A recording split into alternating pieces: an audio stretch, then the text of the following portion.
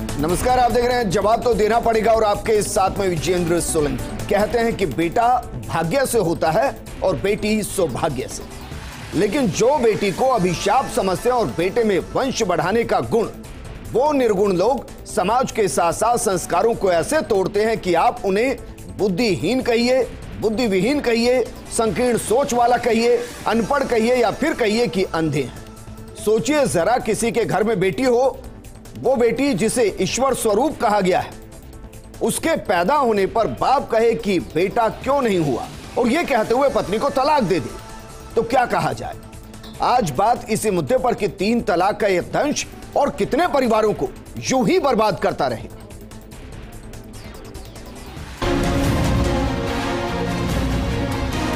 Triple तलाक, strand तलाक दे दिया मेरे को, बोला कि तेरी जो बच्ची पैदा हुई है ये तेरा गिफ्ट है। बच्ची से कोई वंश नहीं चलता, लड़के से वंश चलता है और कार नहीं थी दहेज में।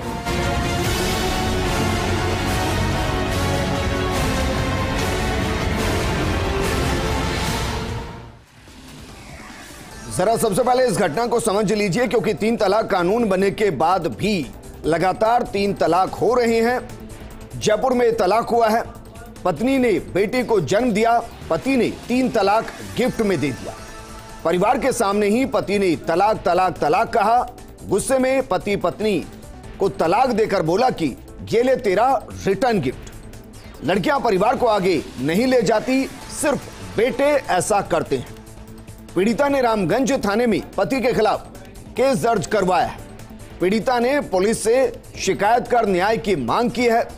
ससुराल वालों और पति पर मारपीट का भी आरोप लगाया गया है। पहले भी पीड़िता दर्ज करा चुकी है आरोपियों के खिलाफ एफआईआर। घर से निकालने की कोशिश की थी, थाने में केस दर्ज कराया था, समझाइश हुई, उसके बाद केस वापस लिया गया, लेकिन पति का अत्याचार थमा ही नहीं। 2020 में सनानाज की जयपुर के अमानतुल्लाह से शादी हुई थी और पीड़िता की शिकायत पर पुलिस पूरे मामले की जांच कर रही है। जरा सोचिए, फूल सी 1 साल की बेटी है और पिता कह रहा है कि वंश बढ़ाने के लिए बेटा चाहिए और बेटी हुई उसके लिए मां जिम्मेदार है। तो जरा साइंस को समझिए और साइंस को समझिए। हम आपको एक तस्वीर दिखा रहे हैं, इस तस्वीर को जरा अपने दिमाग में, वो जितने भी बुद्धिविहीन लोग हैं, जो स्टीरियोटाइप हैं, जो समझते हैं कि बेटी के होने में मां का रोल होता है, पत्नी का रोल होता है, वो जरा एक बार फिर से विज्ञान को समझिए।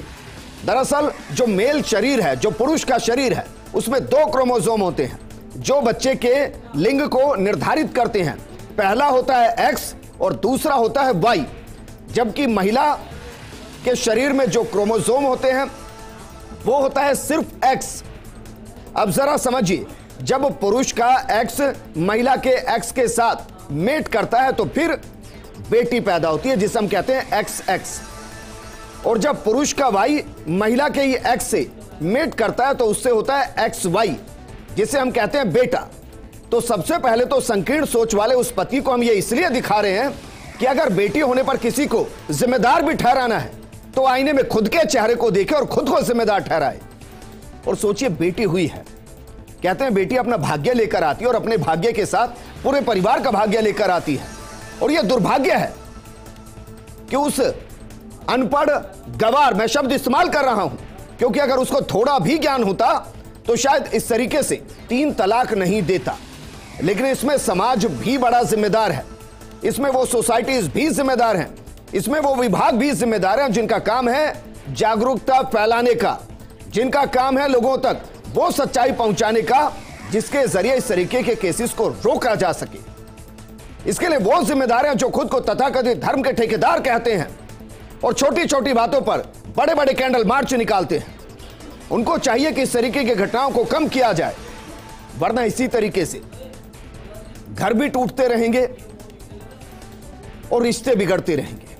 कैसे रोका जाए, इस मुद्दे पर बात करने के लिए हमारे साथ मौजूद हैं वरिष्ठ अधिवक्ता AK जैन साहब।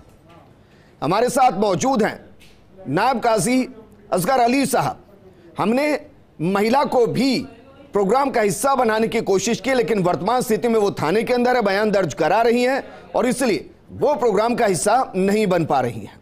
लेकिन असगर अली साहब, कब तक फालतू की चीजों पर हम लड़ते रहेंगे, झगड़ते रहेंगे, सड़कों पर उतरते रहेंगे? क्या ये जरूरी नहीं कि सबकी जिम्मेदारी के इन केसेस को मिनिमाइज किया जाए, जीरो किया जाए और वो जागरूकता फैलाई जाए जिसके जरिए कम से कम ये जो बंद खिड़कियां हैं ना दिमाग की, वो खुल सके? विजेंद्र जी, आपके चैनल के माध्यम से अमानतुल्लाह और अमानतुल्लाह जैसे ऐसे कई शख्स जो कि इस तरह का जुल्म करते हैं उनको एक मैसेज देना चाहूँगा। सबसे पहली चीज़, उस मैसेज से पहले मैं यहाँ क्लियर कर दूँ, मैं एज ए नायब काजी आपके सामने मौजूद हूँ और मैं सैयद असगर अली ऐसे नायब काजी कभी किसी प्रदर्शन में शामिल नहीं हुआ जी, ना भविष्य में मैं शामिल होऊंगा। आपके चैनल के माध्यम से ही कह रहा हूँ, चाहे उसमें कितने हक मारे जाएं, मेरा मकसद ये है कि बातचीत से काम होना चाहिए, नंबर एक। दूसरा ये है कि अमानतुल्लाह को और उसके जैसे और कई नौजवानों को ये मैसेज है इस्लाम का मैसेज ये है कि सबसे पहले तो वो जिनको अपना आदर्श समझते हैं, जिनको बताया गया है आइडियल मोहम्मद साहब, उनके खुद के 4 बेटियाँ थीं और मोहम्मद साहब के जो दिव्य वचन है उसके अंदर उन्होंने कहा कि जिस शख्स को ईश्वर एक बेटी दे वो उसको अच्छे से तरबियत के साथ पाले और उसका विवाह करे, उसको पढ़ाए लिखाए, तो वो जन्नत में मेरे साथ ऐसा होगा जैसे ये 2 उंगलियां एक साथ हैं। किसी सत्संगी ने पूछ लिया कि मोहम्मद साहब अगर किसी के पास 2 बेटी हुई तो उन्होंने कहा कि अगर 2 बेटी भी हैं तो भी ईश्वर के ख़जाने में कमी नहीं है, इनफैक्ट 3 हो 4 हो तब भी वो यही अमल करेगा। यहाँ पर तो ये मैसेज अमानतुल्लाह और उसके जैसे कई लोगों तक पहुँच गया। दूसरा ये है कि तलाक इस्लाम के अंदर बहुत ही अपरिहार्य स्थितियों में दी जानी चाहिए। ये उसके अंदर बताया गया है कि सबसे जायज़ चीज़ों में सबसे नापसंद चीज़ तलाक है, लेकिन चूंकि इस्लाम ये मानता है कि अगर दोनों पति पत्नी के दरमियान में जो जैसे कि बातचीत नहीं बन पा रही है तो वो एक दूसरे को लटका कर ना रखें, अच्छे अंदाज से, हुस्न के अंदाज से एक दूसरे से अलग भी हो सकते हैं। ये एक रास्ता खोला हुआ है अपने अपने बिलीव्स के एतबार से, भारतीय कानून के एतबार से और इस्लामी कानून के एतबार से, इस्लामी कुरान और शरीयत के एतबार से जो 3 तलाक देने का प्रोसेस है वो एक महफिल में नहीं दी जाती जैसा कि इस केस में नज़र आ रहा है। और भारतीय कानून के एतबार से तो अब ये बन चुका है, ये संगीन अपराध, हाँ बिल्कुल नॉन वेलेबल ऑफेंस है, ये संगीन अपराध है। इसमें सिर्फ महिला को इतना करना है कि थाने में जाकर उसको अपनी बात रखनी है कि मुझे तलाक दिया, police hand to hand action लेगी और उसे ये नॉन वेलेबल ऑफेंस है लाकर थाने में पटक देगी। मेरा उसके बाद यहाँ से ऊपर शुरू होता है, वो 1 साल की बेटी उसकी गोद में है। मैं यही अर्ज कर रहा हूँ, क्या हम ये चाहते हैं कि उसका पिता 3 साल तक जेल में पड़ा रहे? मैं ये अर्ज कर रहा हूँ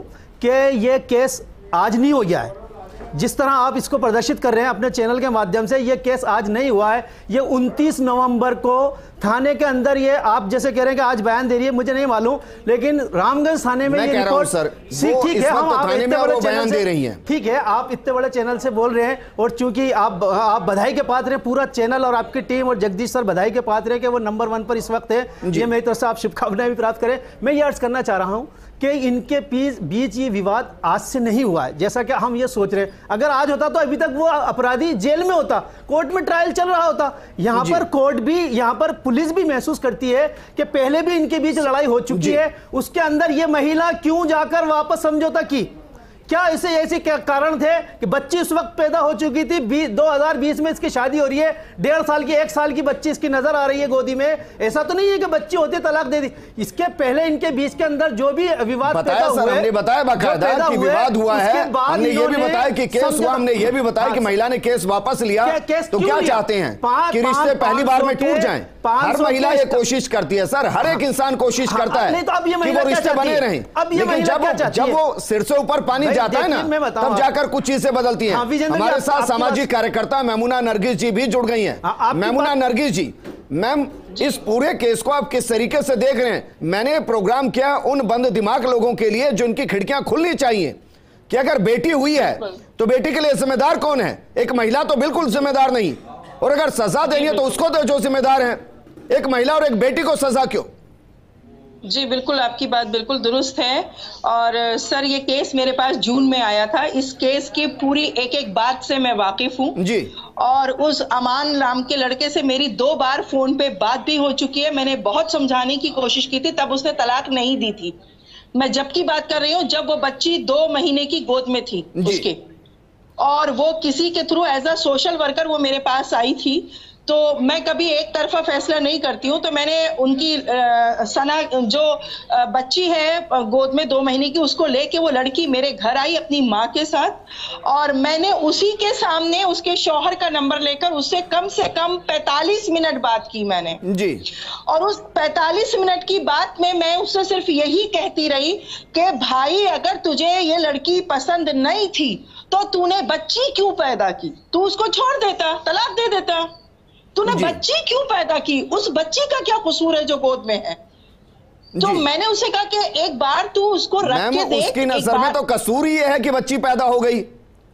बच्ची नहीं पैदा हो गई सर, अभी ये मामला पूरी तरह से खुलासा नहीं हुआ है। बच्ची नहीं पैदा हो गई जी। वो जो लड़का है ना, वो आजकल की वेस्टर्न कल्चर में फंसा हुआ है। उसने शायद ये तसव्वुर किया था उस लड़की के लिए कि शादी करूंगा, एक बहुत क्या कहते हैं वो होता है ना, एक तसव्वुर होता है कि हीरोइन लेकर आ रहा हूं मैं, शायद ये वाला तो जो तसव्वुर लोगों में हो गया है ना कि वो बीवियों में जो है ना वो कैटरीना कैफ ढूंढने की कोशिश करते हैं। उनको ये नहीं पता कि कैटरीना कैफ हो या कोई भी हो, घरेलू जिंदगी जीने के लिए एक अच्छी नेक औरत की जरूरत होती है, चाहे वो हिंदू धर्म हो चाहे वो मुसलमान धर्म हो। ठीक है, उसने अपनी जिंदगी को बहुत मॉडर्न बना लिया है। उसको एक घरेलू और पर्देदार लड़की पसंद ही नहीं थी जी। मसला यह था, शादी हो गई, उसको लगा कि जहेज अच्छा मिलेगा, इकलौती लड़की है, तो जाहिर सी बात है मिडिल क्लास लोग थे, लोअर मिडिल क्लास लोग थे, उन्होंने जहेज अपनी हैसियत से ज्यादा ही दिया, लेकिन उसको पसंद नहीं आया। तो शुरुआत उसकी शादी के दौरान ही उसकी शुरू हो चुकी थी। कितने केस बनेंगे इस पर, अमानतुल्लाह पर? पहला तो आपके मुताबिक कि गलत तरीके से, गलत इरादे से शादी कर ली, दूसरा आपके मुताबिक कि दहेज के लालच में शादी कर ली, तीसरा आरोप उस पर कि बेटी पैदा होने पर तलाक दे दिया, चौथा उसकी वो संकीर्ण सोच कि आज के दौर में भी बेटा बेटी को वो डिफरेंशिएट करता है। बिल्कुल। एक और केस बताती हूं मैं सर जी, जो अभी उजागर नहीं हुआ है। जिस वक्त इसने तलाक दी थी ना पहली बार, 3 बार एक साथ बोल के जी, उस वक्त ये 20 दिन की प्रेग्नेंट थी दूसरे बच्चे की, और ये अभी मामला किसी को पता नहीं है। इसके पास, बच्ची के पास वो रिपोर्ट भी है, मेडिकल रिपोर्ट है मौजूद उसके पास। ये 20 दिन की प्रेग्नेंट थी, इसने तलाक देकर इसको घर छोड़ा, उसके बाद एक साथ 3 बार तलाक दी, नशे की हालत में दी, गुस्से के आलम में दी। मैम, मैं इस शख्स के लिए सिर्फ एक शब्द इस्तेमाल कर सकता हूं और वो शब्द है सोशल क्रिमिनल। बिल्कुल बिल्कुल है, ऐसे लोग वापस मैं आपके पास आऊंगा मैम। हमारे साथ वरिष्ठ अधिवक्ता AK जैन साहब हैं। AK जैन साहब, अगर हर घटना को अलग अलग देखेंगे तो शायद कानून के दायरे से वो बच निकले, लेकिन अगर उसको सोसाइटी के नजरिए से देखें तो इससे बड़ा सोशल क्रिमिनल मैंने नहीं देखा, जो हर दायरे के साथ एक क्राइम कर रहा है और वो खुलेआम है। देखिए, ये जो भी अपराध हुआ है, ये जो भी व्यक्ति है या ये जो भी घटना है, ये सिर्फ 3 तलाक की बुराई या 3 तलाक का अपराध नहीं है, बल्कि महिलाओं के प्रति गंभीर उत्पीड़न का मामला है, महिला और बच्चियों के साथ भेदभाव का मामला है, गंभीर घरेलू हिंसा का मामला है जी, और साथ ही दहेज उत्पीड़न का भी एक गंभीर मामला है। जिस तरह की जो सामाजिक बुराइयां हमारे समाज के अंदर तक धंसी हुई है और काफ़ी प्रयास करने के बाद भी दूर नहीं हो पा रहे हैं, क्योंकि सब लोग भाषण तो बड़े बड़े देते हैं, परंतु जब घर की बात आती है तो निश्चित रूप से वही दहेज देखा जाता है शादी के लिए, वही बच्चियों के साथ दूसरा दोहरे दर्जे का व्यवहार देखा जाता है, और तीसरी बात यह है कि वही सब कुछ किया जाता है जो घरेलू हिंसा में एक महिला के साथ किया जाता है। अब 3 तलाक तो अपने आप में गैरकानूनी घोषित हो ही चुका है, इसलिए उसने जो 3 तलाक दिया है या नहीं दिया है उसकी कोई कानूनी मान्यता नहीं है, सिवाय इसके कि उसने एक नॉन बेलेबल ऑफेंस किया है जिसके लिए वो गिरफ्तार किए जाने योग्य है। और 3 तलाक का कानून जो लाया गया था उसका 3 तलाक को रोकने के साथ साथ इसका डेटरेंट इफेक्ट पैदा करना था कि लोग आसानी से 3 तलाक की। लेकिन AK जैन साहब, क्योंकि जिस तरीके की घटनाएं हुई और जिस तरीके से मैमुना नरगिस जी ने बताया, ये तो मुझे बिल्कुल संभव नहीं लग रहा कि वो लड़का अब एक शांति के साथ इस परिवार को आगे कंटिन्यू कर सकता है। हालांकि मैं अंत तक ये दुआ करूंगा कि परिवार साथ रहे, क्योंकि एक बेटी से एक बाप का साया उठता है अगर वो तलाक होता है तो। लेकिन फिर भी सर, जितनी घटनाएं घटी हैं उनमें यह बताइए कि अगर उस महिला के जरिए उस शख्स पर केस फाइल किए जाते हैं तो कौन कौन से केस होने चाहिए? सिर्फ इसमें ना रोक दिया जाए कि ट्रिपल तलाक का मामला है। ये मामला ट्रिपल तलाक का नहीं है, ये दहेज उत्पीड़न का मामला है, ये घरेलू हिंसा का मामला है। और घरेलू हिंसा के कानून के तहत, मुस्लिम के तहत, क्योंकि घरेलू हिंसा का कानून का जाति और धर्म के आधार पर नहीं है, सिर्फ महिलाओं के अधिकार से रिलेटेड है। और घरेलू हिंसा के कानून के तहत वो महिला और वो बच्ची न केवल उस घर में रहने का अधिकार प्राप्त कर सकती है, बल्कि पूरा मेंटेनेंस बच्ची का और खुद का भी प्राप्त करने की वो अधिकारनी है। और साथ ही कोर्ट, घर चाहे किसी का हो, उस घर में घुसकर इसको परेशान नहीं किया जाए, इस तरह का आदेश भी दिए जा सकती है।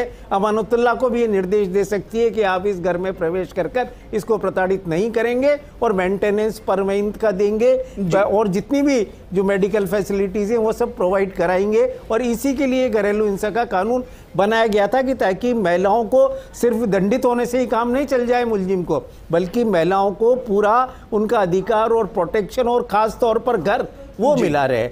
इसके अलावा जो अपराध वो कर रहा है वो 498 के तहत भी दंडनीय अपराध है।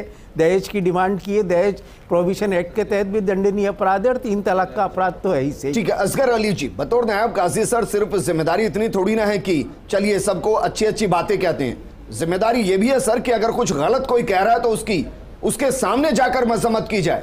अगर एक समाज में किसी के साथ कुछ गलत हो रहा है तो उसके साथ खड़ा होना उतना ही जरूरी कि अगर कोई गलत कर रहा है तो उसके खिलाफ खड़ा होना। देखिए विजेंद्र सर, हर चीज़ सामने नहीं आती है। अभी हम इस केस पर बात करें तो इस केस में बहुत सारे लूज पोल हैं। जैसा कि मेमुना नरगिस साहिबा की बातों से पता चला कि वो 20 जून को, पिछली बार जो जून के अंदर वो बच्ची को तलाक देने से रोक दिया जबकि बच्ची पैदा हो चुकी थी। दूसरा ये कि 20 दिन की प्रेग्नेंट अभी वो बताती है, इसका मतलब तलाक भी नहीं हुआ है।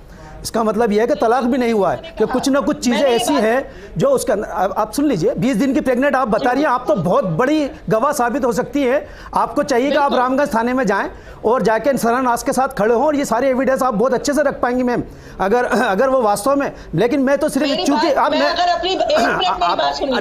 आप मेरी बात पूरी, मैंने बात काटी नहीं आपकी मेमुना मैम, मेरी पूरी करने दीजिए, एक मिनट प्लीज, मेरी पूरी करने दीजिए। आपकी बात मैंने काटी नहीं कीजिएगा, मैं आपकी बात को कंप्लीट कर रहा हूं। आप अपनी बात पूरी कीजिएगा। कहिए मेमुना जी क्या कह रही है?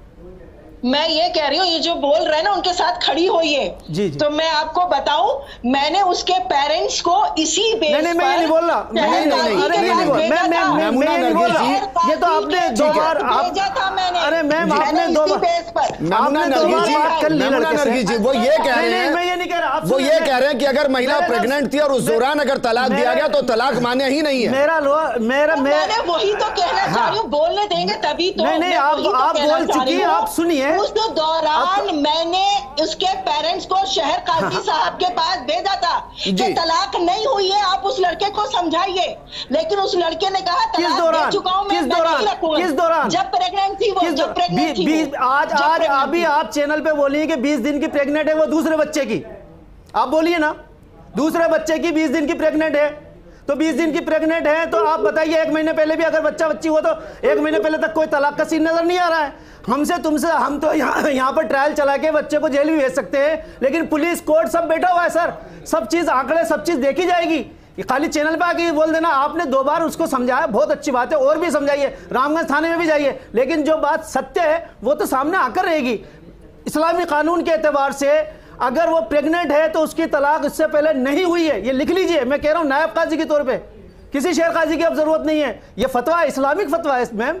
तो इसको जरा सा हम समझे केस क्या है, या तो हमारी अधूरी जानकारी है। नहीं पूरा कीजिए सर, पूरा कीजिए, पूरा ये बताइए सर, विस्तार से बताइए। देखिए विस्तार से ये बता दूं मैं आपको कि 2020 में सना नाज की अमानतुल्लाह से शादी हुई, ठीक है। 498A इतना हमारे यहाँ सख्त कानून है कि शादी के 1 साल बाद, 3 साल बाद, 2 साल बाद, 6 महीने बाद भी वो दहेज प्रताड़ना का केस, दूसरा महिला उत्पीड़न का केस वो लगा सकती थी।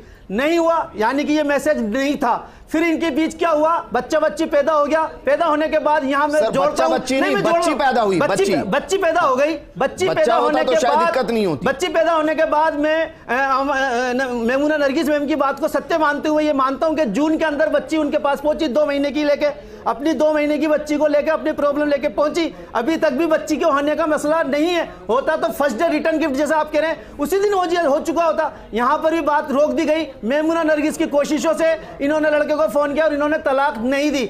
लास्ट में ये कहती हैं कि 20 दिन की वो प्रेग्नेंट है आज की तारीख में। दूसरा ये कि रामगंज थाने के यादव साहब के इसके अंदर बयान है कि 29 नवंबर को अभी रिपोर्ट दर्ज हुई है। इससे पहले जो इनके आपस में मामला हुआ था उसका फैसला, उसका जो है सामंजस्य स्थापित कर लिया गया था थाने से, और 500 रुपए के स्टाम्प पे दोनों के आज की तारीख में लिखा हुआ है। मैं भी पूरी स्टडी करके बोल रहा हूँ सर, हमें बात करनी चाहिए।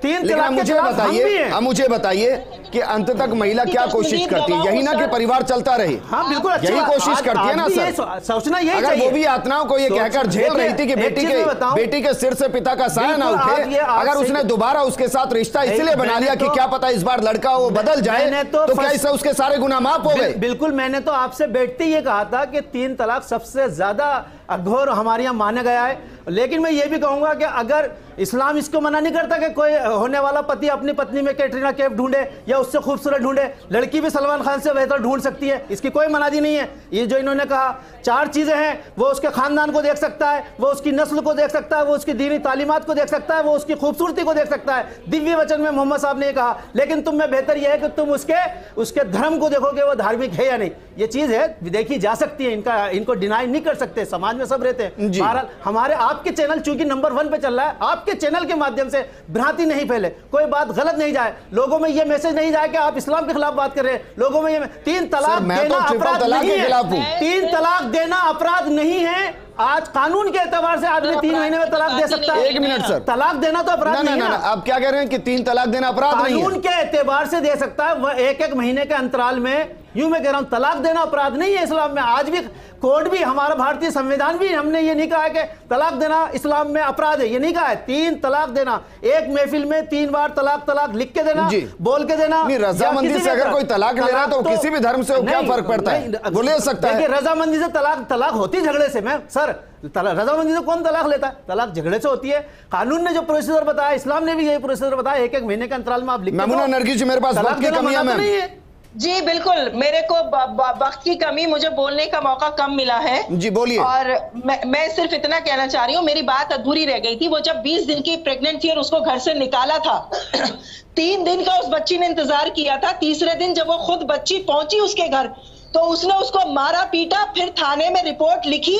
उस पहली रिपोर्ट की भी कॉपी उस लड़की के पास मौजूद है, ऐसा नहीं है कि मौजूद नहीं है। थाना अपना काम करेगा ना मैम, अपन ने तो कोशिश करी काउंसलिंग की, आपने तो नायब काजी क्या काम करेंगे सर? निशात मैम ने भी काउंसलिंग करी। असगर भाई, अगर सारी चीज नहीं असगर भाई, अगर सारी चीजों को आप धार्मिक कह रहे हैं तो धार्मिक नायब काजी के तौर पर कोई जिम्मेदारी तो आपकी भी होगी। बिल्कुल बिल्कुल, जरूर करें। बोलिए मेरा एक सवाल जी मैम, मेरा एक सवाल, मुझे हिंदुस्तान के हो सकता है सारे मुसलमान देख रहे हो, मेरा एक सवाल है, क्या कानून अपना काम करता है? अगर अपना काम करता तो आज लड़कियों को तलाक नहीं होती। मेरा 101% कानून में विश्वास है, कानून अपना काम करता है। नहीं करता सर, आप जानेंगे, आपका स्टेटमेंट है सर, आप राष्ट्रीय चैनल पे। एक मिनट मेमुना नरगिस जी, मेमुना नरगिस जी, सर रुकिए ना 1 मिनट। मेमुना नरगिस जी, फिर तो मैंने काम कीजिए, अगर आपको ऐसा लग रहा है तो आप ये कह रहे हैं कि थाने से उनको वापस ले आया जाए।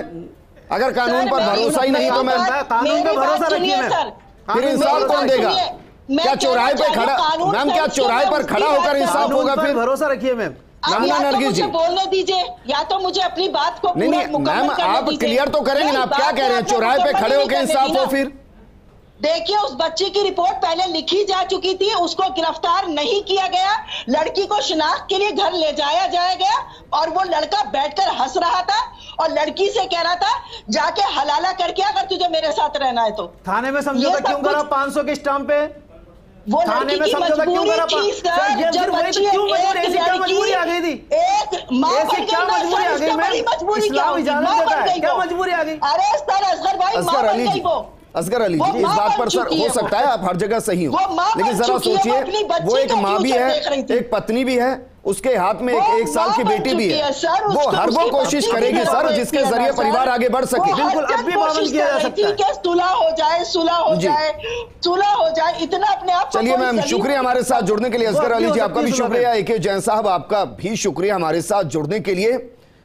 यह सच है कि अंतिम फैसला कानून के जरिए ही होता है और हर किसी को कानून में भरोसा होना चाहिए, इसमें कोई विकल्प किसी के पास है नहीं। लेकिन सच्चाई यह भी है कि समाज के उन तमाम जिम्मेदार लोगों को अपनी जिम्मेदारी निभानी चाहिए जो ये कहते हैं कि हां हम समाज की नुमाइंदगी कर रहे हैं। नमस्कार। ट्रिपल तलाक, स्ट्रैंड तलाक दे दिया मेरे को, बोला कि तेरी जो बच्ची पैदा हुई है ये तेरा गिफ्ट है। बच्ची से कोई वंश नहीं चलता, लड़के से वंश चलता है और कार नहीं थी दहेज में।